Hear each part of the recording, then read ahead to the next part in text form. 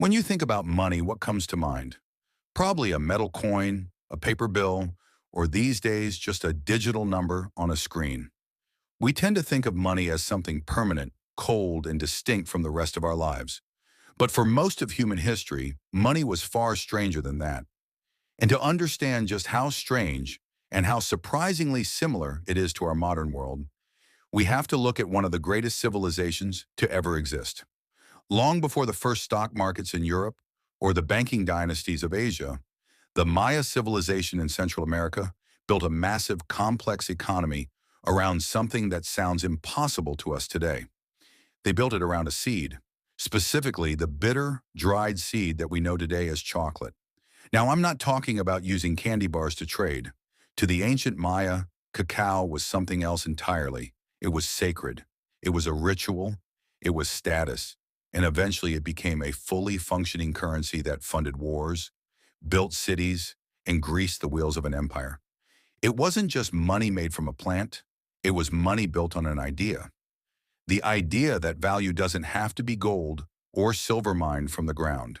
It can be something grown, cultivated, and eventually consumed.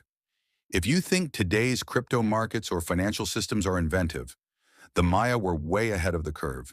They were expanding the very definition of what money could be.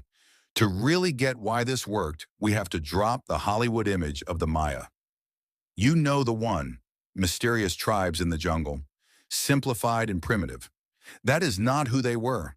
We are talking about the classic period, roughly 250 to 900 AD. These were monumental urban societies. Cities like Tikal, Copan, and Palenque were massive.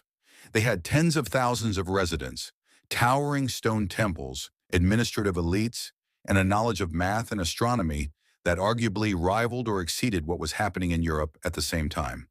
But here's the thing about big cities. You can't feed them on good vibes and rituals alone. These cities were economic engines.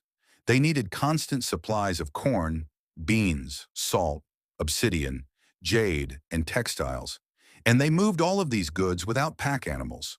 No horses, no oxen, no wheels for transport. Everything moved on the backs of human porters or in canoes. You don't organize logistics on that scale without a serious economy. The Maya were problem solvers. They had bustling marketplaces, open plazas that were the beating heart of the city. These weren't just occasional flea markets. They were daily regulated operations where you could buy everything from fresh food to expensive tools. And to make a market like that function, you need a way to pay.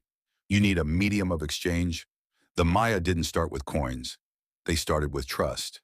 And in Mesoamerica, nothing commanded respect like cacao. Before it was money, it was a drink for the elites.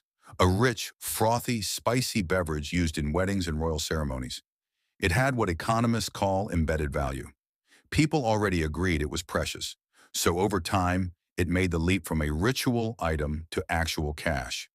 Archaeologists have found storage jars with specific counts of cacao beans, arranged in bundles.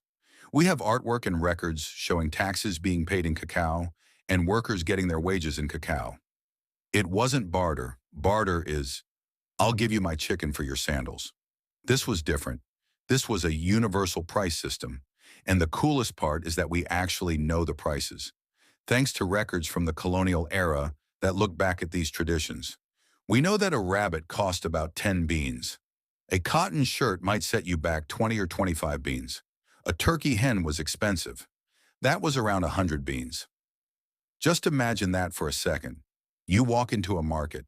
You have a bag of money in your hand. But if you get hungry, you can literally eat your spare change. It's a wild concept, but it worked because everyone agreed on the value. However, once you turn a plan into money, you run into very modern problems. First, there's counterfeiting. You might think, how do you counterfeit a seed? Well, scammers are the same in every century. People would take empty cacao shells, fill them with dirt or sand to get the weight right, seal them back up, and mix them in with real beans. Imagine the frustration of getting home, trying to buy something, and realizing half your wallet is filled with dirt. It got so bad that market officials actually had to step in and act as quality control. Then there was inflation. In our world, inflation happens when a central bank prints too much money. In the Maya world, inflation happened when the harvest was too good. If the trees produced a bumper crop, suddenly there was more money in circulation, and the price of that rabbit went up.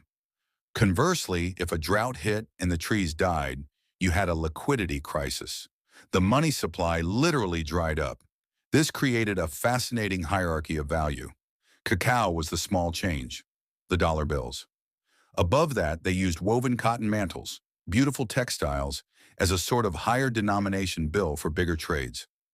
And at the very top, for the savings accounts and royal payments, they used jade and greenstone. It was a three-tiered system that covered everything from buying lunch to paying a dowry. But the fact that money grew on trees had geopolitical consequences too. Cacao trees are picky. They only grow in specific, humid, lowland environments. This meant that not every city could print its own money. If you were a king in a dry region, you had to trade for your cash, or you had to fight for it. We see evidence of wars fought not just for territory, but for control of the cacao-producing lands. It's not all that different from nations fighting over oil fields today. If you controlled the groves, you controlled the money supply. This turned merchants into incredibly important figures. The Maya merchants, the Puhunis, were like a mix of long-haul truckers, diplomats, and spies. They traveled dangerous routes through jungles and mountains, moving wealth between kingdoms, keeping the whole economy connected. Perhaps the most profound thing about this system, though, was the perishability. Today we hoard money. We stick it in accounts where it sits forever. But cacao rots. It molds.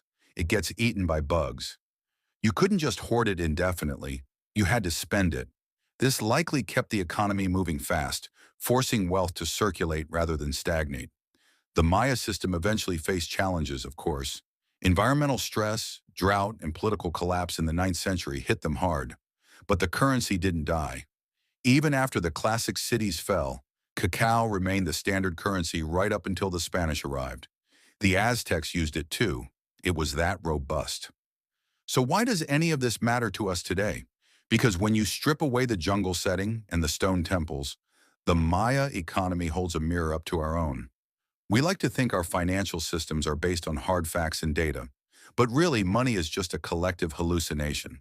It only works because we all agree it works. The Maya trusted the cacao bean. We trust the digital number in a banking app. Both are just agreements. But the Maya also show us the vulnerability of that agreement. Their economy was tied to the environment. A drought could crash the stock market. Today we are seeing how fragile our own supply chains are, how climate impacts resources, and how inflation disrupts our lives. The Maya understood that money isn't just a tool. It's a relationship between people, resources, and trust. When that trust holds, you can build an empire without a single metal coin. But when the environment turns against you, or when the trust erodes, even a wallet full of gold or chocolate can't save you.